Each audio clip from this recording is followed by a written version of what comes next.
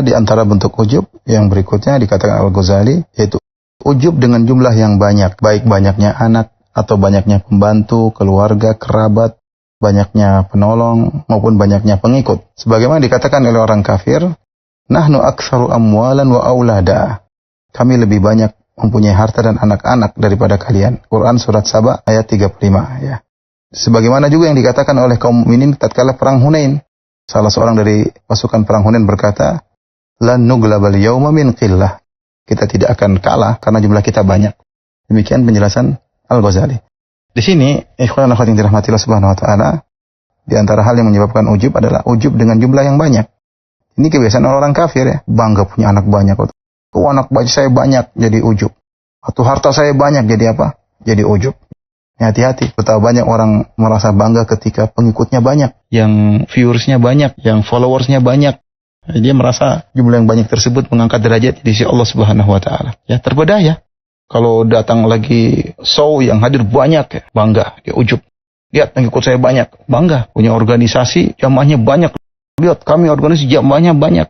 Banyak itu emang mengangkat derajatmu. Ya, kalau banyak-banyakan orang Nasor lebih banyak daripada kaum muslimin. Oleh karenanya jangan terpedaya dengan jumlah yang banyak. Kalau kita memiliki pengikut yang banyak, kita bersyukur.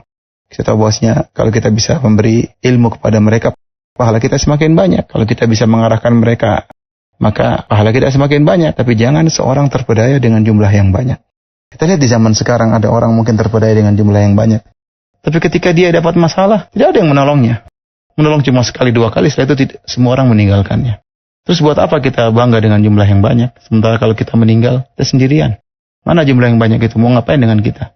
Mau ikut dikubur dengan kita? Tidak. Bagaimana kita mau bangga dengan ujub dengan jumlah yang banyak? Ketika kita dibangkitkan, orang-orang terdekat kita kabur dari kita. Fa'idza ja'atis sakhah. Jika ditiupkan sangkakala. Yauma yafirul mar'u min akhihi. Seorang akan lari dari saudaranya. Wa ummihi wa abihi. Akan lari dari ibunya. Dia akan lari dari ayahnya. Sahibatihi wa banihi. Dia akan lari dari istrinya, dari anaknya. Percuma, mereka tidak bisa menolongnya. Mau bangga dengan jumlah yang banyak, dengan istri yang banyak, dengan pengikut yang banyak. Oleh karena seorang sadar akan hal ini bahwasanya jumlah yang banyak tidak menunjukkan dia apa-apa. Bukankah Nabi SAW bercerita tentang para nabi? Wan nabi wa laisa ma'ahu ahad. Wan nabi wa ma'ahu rajul wa rajulani. Ada nabi yang pengikutnya cuma satu orang. Ada nabi yang pengikutnya cuma dua orang. Ada nabi yang tidak punya pengikut sama sekali. Nah, sebagian orang terpedaya, magrur ketika followersnya banyak, pengikutnya banyak, anggota ormasnya banyak, dia lupa diri. Mentang-mentang, sombong, angkuh, ngomong seenaknya, berbuat lalim kepada orang lain. Waliyadzubillah. Ya, ini diantara bentuk ujub dengan jumlah yang banyak, pengikut yang banyak. Di antara model ujub adalah ujub dengan harta. Al-Ghazali berkata, ujub dengan harta sebagaimana firman Allah tentang si pemilik dua kebun yang berkata, Ana aktsaru minka mala wa azzu nafara.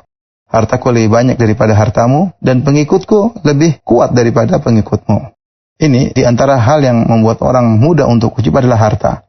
Apalagi di zaman sekarang, kita harus akui bahwasanya menjadi barometer masyarakat untuk menilai seseorang, menghormati seorang dengan harta. Percuma ada orang mungkin ilmunya banyak, atau ya mungkin soleh, tapi hartanya nggak ada. Masyarakat memandang dengan pandangan miring ya. Tapi coba seorang mungkin dia tukang maksiat, tapi kalau dia kaya raya, begitu jalan pengawalnya banyak, kalau dia main sepeda saja yang ngawalnya banyak, kalau dia lari pagi yang ngawal banyak, kalau dia kemana-mana jalan dibuka, kaya raya, kalau pergi kemana-mana bawa pengawal, dan ini sangat mudah membuat orang ujub. Karena saya katakan tadi, dibantu dengan kondisi masyarakat, yang secara umum masyarakat menilai seorang dengan harta. Kalau melihat tahu orang itu kaya, pasti dihormati, itu sudah biasa. Nah, orang yang memiliki harta, dia terbawa dengan kondisi ini begitu, akhirnya dia mudah sombong, mudah angkuh, mudah ujub. Maka seorang kalau diberi harta oleh Allah, dia ingat-ingat harta tersebut bukan dikasih begitu saja. Tidak ada pertanggungjawabannya. Tsumma latus'alunna yauma idzin 'anil na'im. Kemudian kalian benar-benar akan ditanya oleh Allah atas nikmat yang Allah berikan kepada kalian. Di antaranya harta. Dan Nabi telah berkata, lan tazula qadama 'abdin hatta yus'ala an arba'. Tidak akan bergeser dua kaki seorang anak Adam sampai ditanya 4 perkara. Di antaranya tentang hartanya. An malihi min aina iktasabahu wa fima anfaq. Dari mana dia dapatkan dan kemana dia habiskan. Ya, maka seorang diberi harta jangan sombong dengan hartanya, jangan ujub dengan hartanya sebagaimana Qarun ujub dengan hartanya. Kita dapati sebagian orang, kata orang istilahnya baru jadi orang kaya. pamer sana, pamer sini, baru jadi orang kaya.